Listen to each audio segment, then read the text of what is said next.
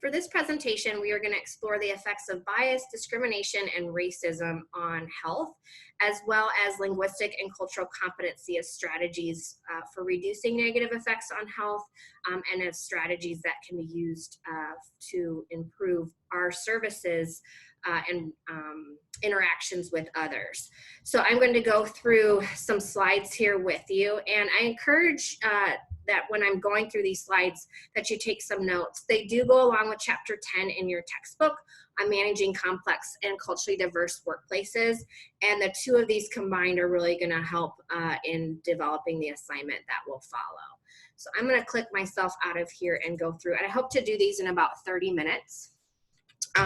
So before I get started, I want you to think to yourself, how often do you have the opportunity to talk about racism? And when you do have that opportunity, how often, is it with people of your own racial and ethnic background? And then how often is it with people from other racial ethnic backgrounds? So is there a difference in terms of where that conversation is taking place?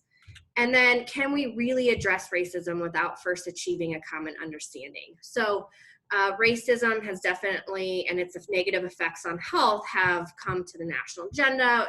There's a lot more research on its negative effects on health, but we need to come up with a common understanding, particularly as future public health leaders and professionals, and its effects on health, but then how we can address it. So again, these slides along with your book, and then also we'll cover it a little bit later. There's a video, the 3 levels of racism that Dr. Cameron Jones discusses. These will be very helpful to give you language to have a more common understanding of it and how we can talk about it with others. So before we get more into the effects of racism, I want to look at bias, and implicit bias is defined by, it's really referring to the brain's automatic instant association of stereotypes or attitudes towards particular groups. It's without our conscious awareness. So that difference between implicit and explicit bias is that implicit is really, we're unaware of it. These attitudes or stereotypes really affect our understandings, ultimately actions and decision making, and they're done in this unconscious manner. So we have to find ways to increase our understanding of these so that they can be changed. They are activated involuntarily, again, without our awareness, versus that explicit bias that's expressed directly, we're aware of it, and operates consciously. And later we'll talk about cultural competency and how this plays into that as well. So Georgetown University National Center for Cultural Competence defines bias as the preference, inclination, and tendency among all humans that becomes a concern when it interferes with how one makes a fair decision.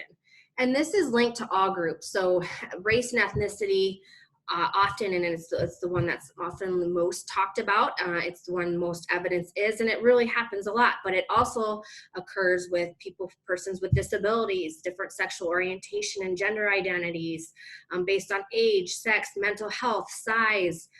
So there's all different groups of people that this affects. And this hidden bias or unconscious or implicit bias begins as a toddler. And we learn it from media, we learn it from friends and family, but it is linked to actual behavior, such as our language, eye contact, blinking rates, and smiles. So this can come off in even some of that nonverbal communication that we have, and that can affect others. Unconsciously, we don't know it. And we need to be more aware of that. And ultimately, it's related to discrimination. So before we talk about discrimination, these microaggressions I want to touch on, because that's actually what these biases and these unconscious actions can lead towards. So they're little acts of discrimination or disrespect, and they can be specific actions, walking to the other side of the street because you're afraid by looking at someone that they may rob you or hurt you, for example, based on the color of their skin or their age or their dress, even what they're wearing, for example. And then it can come off as just statements that can be offensive to others that you have no idea that you're offending them. So there are these semi-conscious, subtle, devaluing messages that we send out, and they ultimately can lead to imbalances or inequities in our relationships with others, but then also within organizations. And they accumulate over time. So They can be looked at as mosquito bites. So I want to take just a minute and watch this short video. For people who still don't think that microaggressions are a problem. Oh, you're so well spoken. Oh, just imagine, instead of being a stupid comment, a microaggression is a mosquito bite. Ugh, it's a compliment. Mosquito bites and their itch are one of nature's most annoying features. But if you're only bitten every once in a while, No, where are you really from?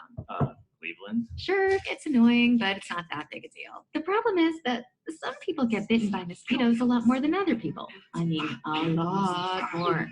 Whether it's on a date, Oh, your English is so good. Excuse me? going grocery shopping, You know, everything happens for a reason. I'm just buying apples. commuting to work, So when are you gonna have a baby? watching TV, We have to keep the Redskins name. It's part of our culture and history. or just walking down the street with your partner. I couldn't even tell you were gay.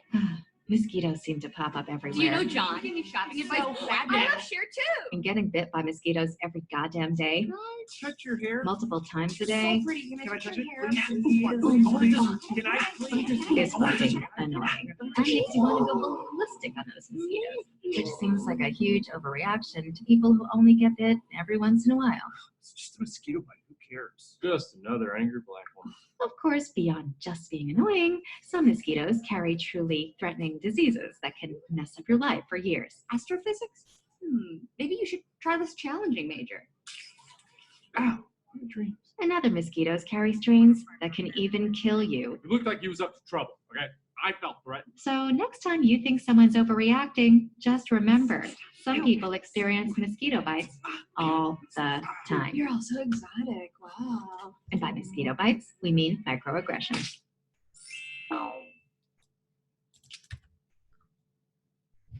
Okay, so just a way to look at that. Here we go.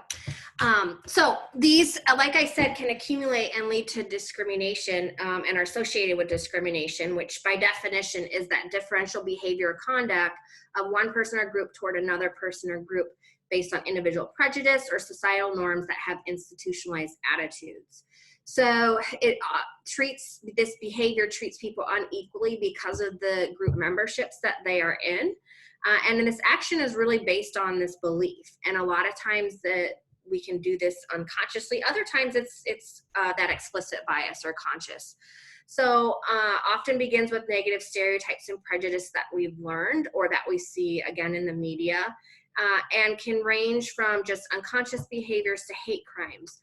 But ultimately, and what we want to talk about here is how it can affect and lead to health and negative health effects. So these different slides here, this is health and is actually shaped by discrimination, perceived racial discrimination by race and ethnicity in Virginia. And so whites, maybe 1 in 20, about 6%, versus Black populations, 1 in 4, almost 25% have that perceived racial discrimination, and Hispanics almost 20%. Or 1 in 5. So big difference between whites, Blacks, and Hispanics on the perceived racial discrimination. And so if they perceive that they are being discriminated against, then there's also a link to a general health status of unhealthy being experienced by these populations. So if feeling that racially discriminated against, they report, the percent that reports fair or poor health is almost 1 in 4. So almost 25% are going to report that they have fair or poor health based on and having racial discrimination as a factor, and versus no racial discrimination, closer to 1 in 10, or that 11%. When we look at mental health, mental unhealthy days by experience of discrimination, again in Virginia, if experienced 22.8% versus 8%. So big difference here on the effects of just overall health and well-being, mentally and physically. And then one that's really unpleasant and not terrible is life expectancy, and that Black people, Black males and females, have less life expectancy than white males and white females. So you've got with the with Black almost a 5-year difference versus about a 3-year difference between white and Black females. Now, there's other factors that play into this, you know, socioeconomic status, education levels, and these types of things. But a lot of those actually stem from institutionalized racism, which you'll be learning more about as well. So it's deeply rooted racism and the effects of it that lead to this difference in life expectancy. Also, infant mortality rate by race and ethnicity. So you see big difference here that, you know, 11.1 infant deaths per 1,000 for Black non-Hispanic mothers, followed by American Indian or Alaska Native mothers, then by white non-Hispanic. But almost, you know, we got twice the rate here between white and Black women. For infant mortality rate. And then also with preterm births, you see the Healthy People 2020 target was 11.4%, both American Indian and Alaska Natives, and Black are above that, particularly Black women at 16.3% or Black babies. So, and scary is 66% higher than that for Asian or Pacific Islander mothers.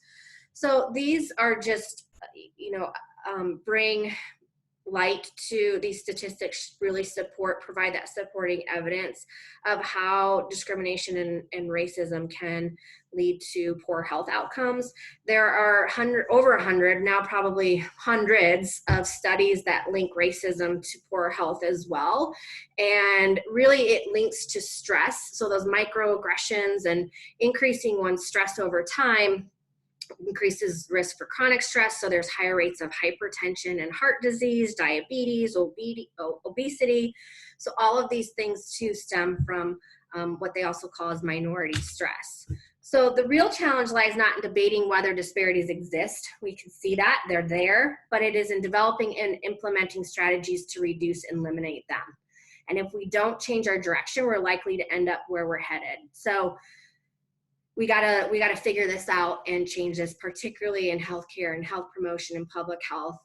We have the opportunity to do that. Public health professionals look at those social determinants of health, and this is one of those major determinants that we need to look at.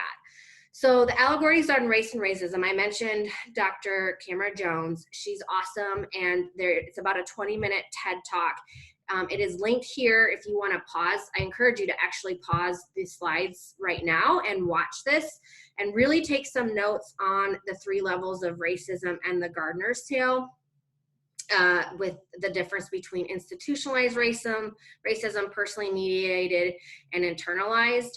I will be looking that you do address these in your assignment that follows. The video is also linked on Moodle and you can watch it after, but this would be also a good time. So I'm not going to go into her video, but just looking at racism as a system of power. And then we're going to focus more on the personally mediated form of racism going forward in this presentation. But we can't forget those other levels that Dr. Jones is going to address in that video. So racism, we can't be in denial that it exists and the system of power still exists.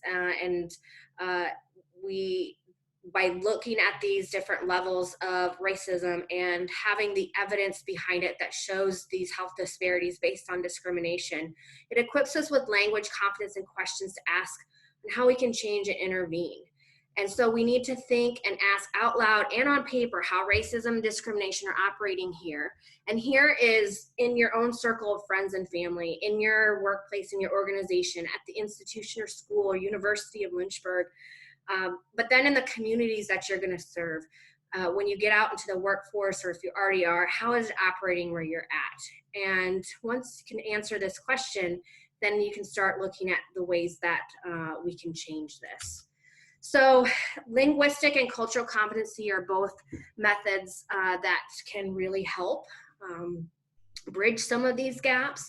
And so we have increasing diversity in the United States, particularly in terms of language. And a large percent of our communities out there do not have, are not competent in the English language. So we need to use interpreters, and there's a need for professional interpreters.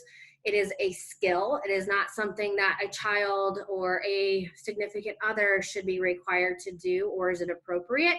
When that happens, or if the interpreter is not trained, cultural filtration can occur, and that's when cultural beliefs or ideas are either included or removed from the interpretation process by the interpreter. So that's where, again, it's really important to have professional interpreters. And by definition, linguistic competency is the ability to communicate effectively and accurately with individuals whose primary language is not English. And addressed more in your textbook are related to laws that organizations need to abide by.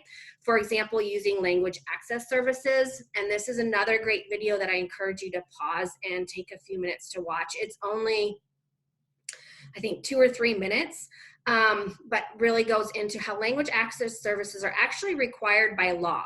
So, you know, if a hospital or your organization is not using them, that can, of course, be a legal, can have some legal ramifications.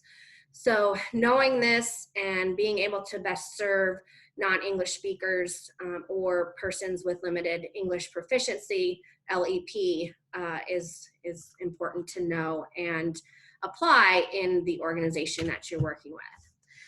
Cultural competency or cultural competence involves the awareness of cultural difference and integration of this awareness into practical skills, which enhance one's ability to adequately serve a diverse population. It really needs to be nurtured as a skill and not only as a value. So at first, it starts with awareness of your own cultural values and beliefs. So if you are not aware of and you don't know your own beliefs, then you're not going to be able to understand others.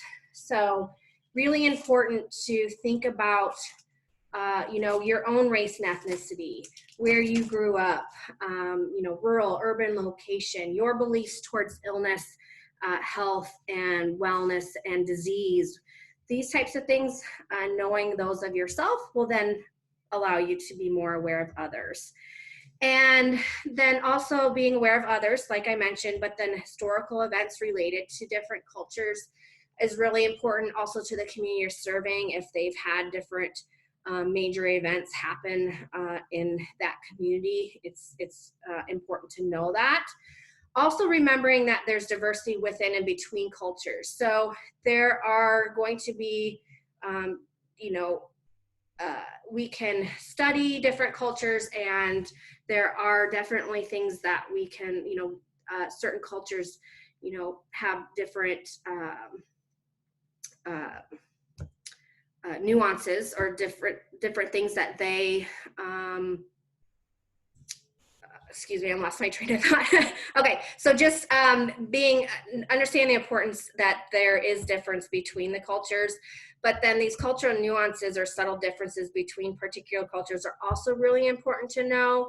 So particularly when working with people, so in healthcare, when you're working with the Roma women, you cannot touch the upper portion of her body with the same gloves as the lower portion of her body if you're giving her a physical exam. So if you don't do that, then you can really cause some harm, and that person will not want to come back and get care. You know, sometimes females need to have female doctors with particularly some of the Muslim cultures. And so you need to be aware of these differences in how, and I'll come to that in a little bit, but actually I'll just go to it. The differences in how people have body language, touching, eye contact, patterns of handling their emotions. These are just those shallow cultures. So the iceberg concept of culture, you may have seen it with diversity or with culture, but an iceberg, 90% of the iceberg itself is underneath that surface, and you can't see it. So there's only about 1/10 of that that you can see. And so when we think about it in terms of culture, you can see people's food, their dress, celebrations, language, these types of things. All of those are above the surface. And we need to get to know the people we're working with based on what is below that surface line and those more unspoken rules. And some are much more shallow that we can learn, that I've mentioned, some of those nonverbal communication patterns, versus very much more deep-rooted cultural unconscious rules. So that's going to be more maybe how they define or some of the health and disease within their cultures, or their notion between in their family, who has kind of the power within the family. Do they have to get any sort of permission for getting services or care, for example? So we need to really look deeply at culture, and by definition, culture is the integrated pattern of learned beliefs and behaviors that are shared among groups. And it includes thoughts, styles of communicating, ways of interacting, views on roles and relationships, values, practices, and customs. And it does include influences such as socioeconomic status, sexual orientation, physical and mental ability, and occupation as well. But I'll show you a book here shortly of some resources you can use to learn more about other people's culture. So I want you to do a self-check using this cultural competency continuum and see what stage you're at. And so I'm just asking you to reflect a little bit on where, in terms of people other than that do not match your own personal culture, people different than you. In general, where would you fall on this cultural competence continuum? So if you're in the red, your attitudes and behaviors are really destructive to a culture or group, very negative, and they may even be very overt. Orange, you have a general lack of skill and knowledge to respond effectively to another culture's needs, interests, and preferences. This includes linguistically diverse groups. Yellow are beliefs and practices that actually support viewing and treating all people the same. And I would say that oftentimes, I think we tend to think, oh, we treat everybody the same. But do we unconsciously? Are we making eye contact differently with one group than another? Green, then you're moving up in the cultural competency level, and you have a level of awareness about your strengths and areas for growth to respond effectively to culturally and linguistically diverse populations. So this is a really good spot because you're aware, you are, you want to grow and learn more. And so this is often where people may find themselves. Blue, there's an acceptance and respect for differences in purpose. Purple holds cultural in high esteem. And another way of looking at this continuum is from the same kind of color scheme, from red to culture destructiveness to that purple cultural proficiency. And this looks more at the organizational level. So in the cultural destructiveness or red, there's that forced assimilation. Moving up to even the incapacity in orange, racism, and those stereotypes are being maintained. This could come in unfair hiring practices or firing practices even. The blindness is that treating everybody the same. And then you start moving into that pre-competence where you're exploring the issues and you're committing to assessing the needs of the organization and individuals. So I hope there's more and more people in this, at least pre-competence, and we're moving up the continuum here. Blue, recognizing individual and cultural differences and seek advice from diverse groups and really aim to hire culturally unbiased staff. So it's something that's intentional in the hiring practices, then ultimately getting to cultural proficiency and implementing changes to improve the services. So take a moment again to think about where you're at on this continuum and how you believe you respond when you encounter differences and your level of cultural competency readiness. And another way you could look at this too that links to your assignment is, where does your organization fall on this continuum? So, organizationally, or your manager or boss or the top leadership, where do they fall on this continuum? And where do you fall on the continuum relative to specific minority groups or individuals? So we talked about, or I asked you to think about this in general, but thinking about it in terms of specific population groups. Do you fall on the continuum? Think about your who you identify with culturally and ethnically and racially. You are going to be probably on that top end there a little bit. But then what about those that are very different than you? Muslim women versus Muslim men. They may be very different even by gender within that culture. Or the LGBTQ plus community. Persons with disabilities or severe disabilities, visual disabilities.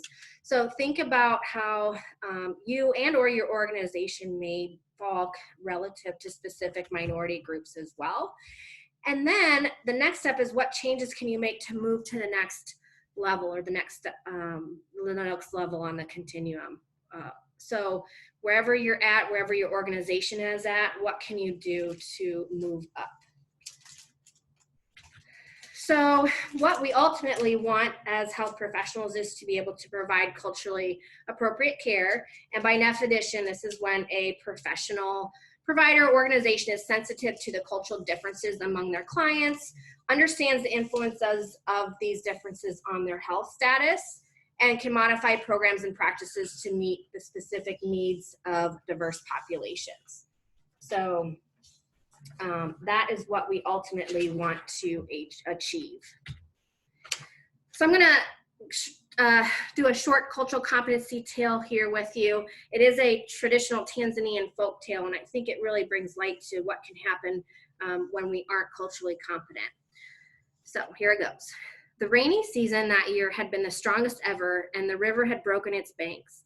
There were floods everywhere, and the animals were all running up into the hills. The floods came up so fast that many drowned, except the lucky monkeys, who used their proverbial agility to climb up into the treetops. They looked down on the surface of the water where the fish were swimming and gracefully jumping out of the water as if they were the only ones enjoying the devastating flood.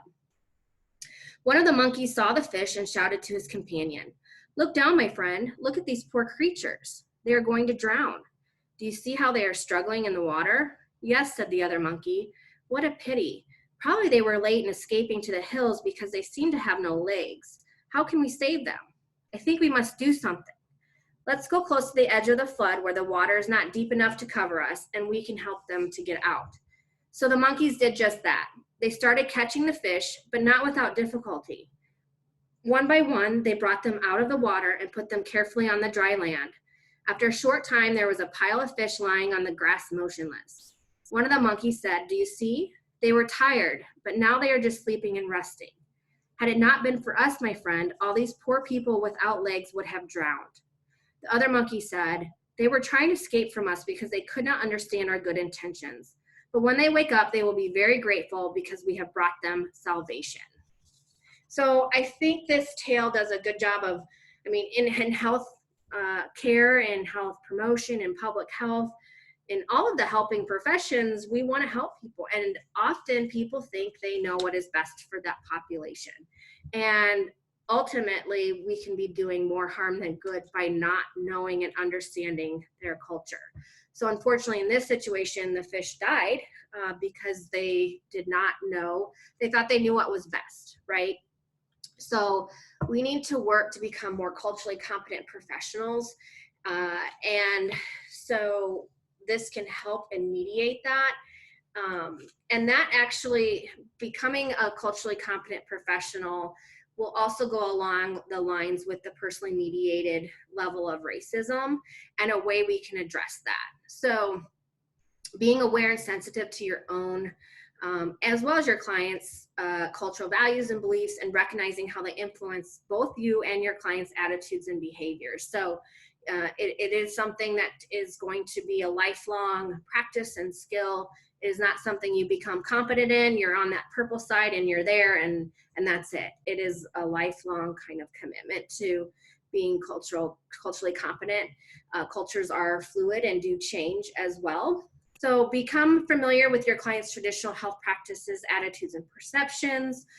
Again, learning basic historical events can be very helpful, particularly oppression, discrimination, and stereotyping. They can really have affected your clients in the past and how they view healthcare, the Tuskegee study, for example, a lot of lost trust and mistrust in the healthcare system by the African American community, particularly African American men. Determining communication styles that fit with your client's culture, and being aware of cultural taboos. So, when I mentioned the Roma women and knowing, to switch your gloves out when you work or doing an examination from the top half of her body to the lower half, because it can really be detrimental. And then, especially for those LEP and non-English speaking populations, learn a few introductory phrases in their language.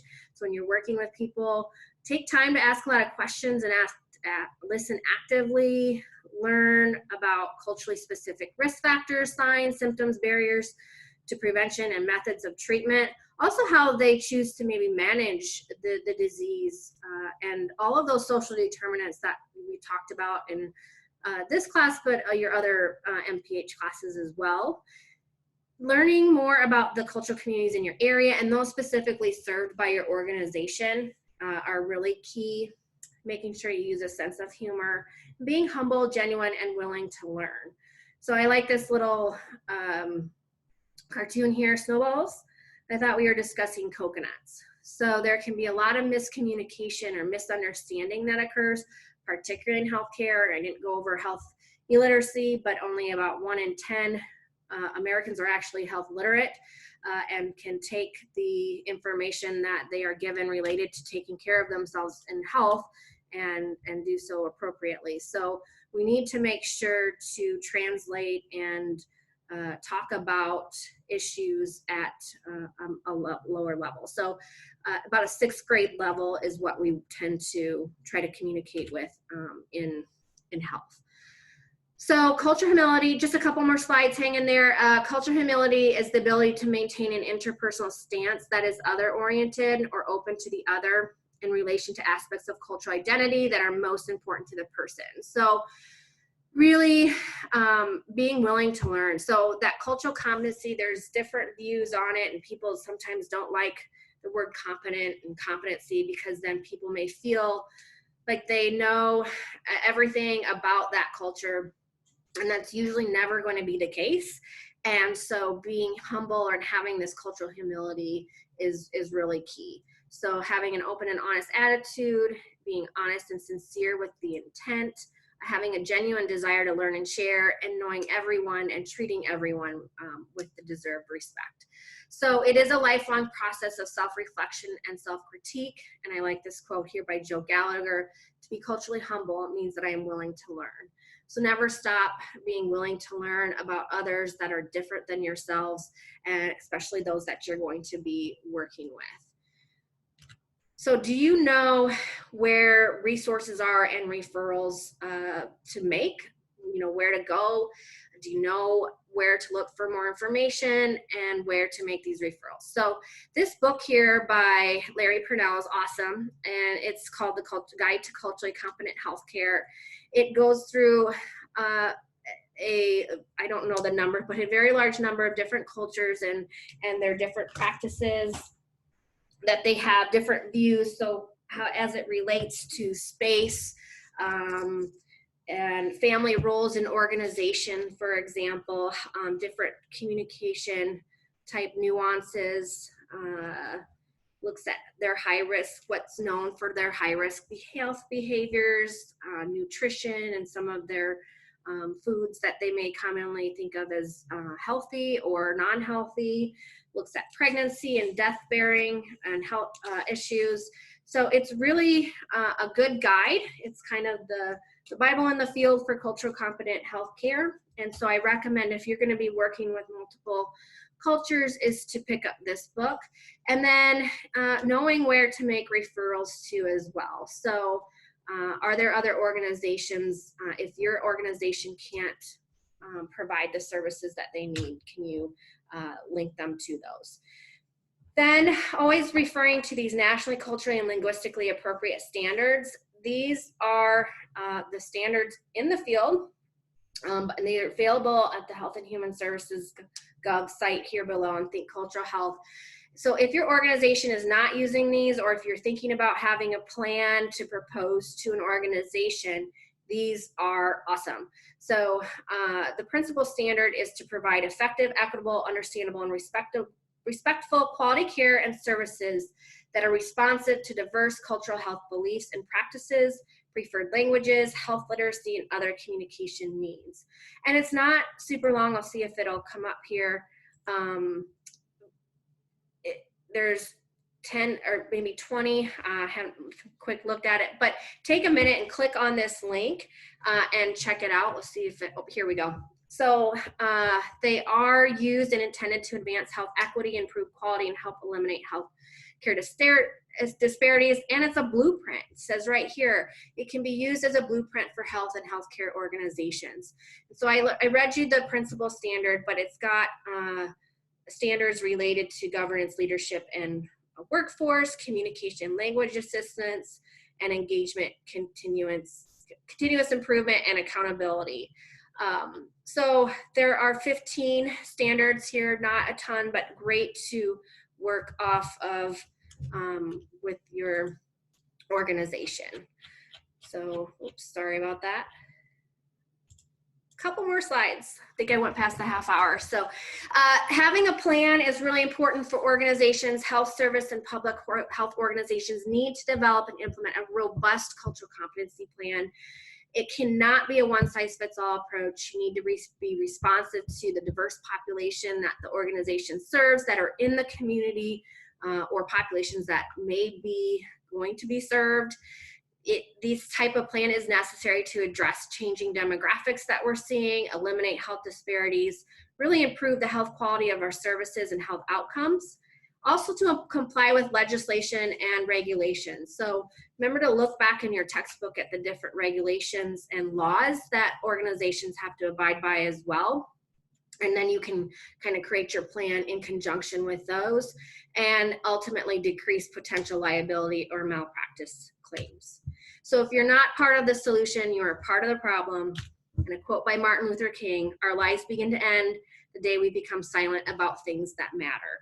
So advocacy is really important. Again, going back to racism, it affects health. It starts with bias and discrimination. And so we need to advocate for racial equity in health, but then equity among all different populations. So, you know, based on disability and sexual orientation and gender and size and mental health issues and socioeconomic status. So there's a lot that we need to do in terms of advocating, which is coming up in, I think, next week. So now you will please take a look online to Moodle for the assignment and make sure to connect the information from these presentation slides, the recommended videos in the slides, and the one that is on Moodle along with your textbook.